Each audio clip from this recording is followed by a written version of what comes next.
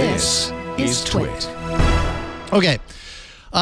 This was one of those weeks where, like, I'm picking a game that I know is going to land for some and maybe not for others, but it was a game that I saw on Instagram in an Instagram ad, and so I totally fell for it.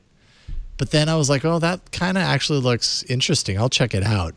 And then I find myself playing it every day. I'm like, damn it. Oh, they got me. So, you know, if you need a game to waste some time with, that's for some reason really satisfying. It's maybe not the most creative game in the world. It's called Bricks Ball Crusher. But, oh, see, 7 days in a row. I never do that with games. This is my 7th day in a row. What is going on with me? I have a problem.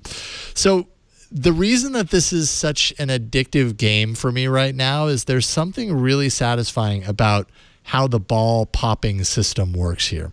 So how it works is you have all these blocks in a maze. And I mean, there's hundreds and hundreds and hundreds of levels, right? I'm only at like level 66. There's way more than I will ever play through. Each block has a number on it. And basically that number represents the amount of times a ball has to touch it before it disappears.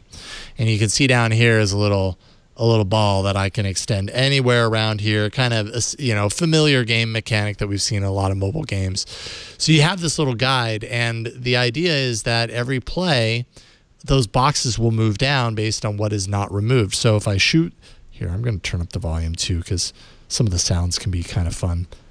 Oh, I have the sound turned off. That's right. You don't need to hear it. And so it's kind of chaotic, right? Like I have a certain number of balls in these kind of supply down here, 53 to start with. Sorry on the glare there. So that's basically 53 balls that will shoot out when I let go after I aim.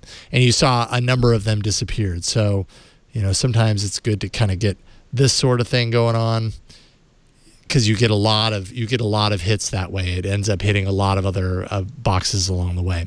And you basically just kind of do this to clear the screen. It gets a little stressful as things get, you know, a little bit further down. Obviously, there's like that's a snowball thing up there that eliminates certain things. You know, there's some of these bricks have different powers, gems that, yes, is kind of like part of the in-app game purchasing.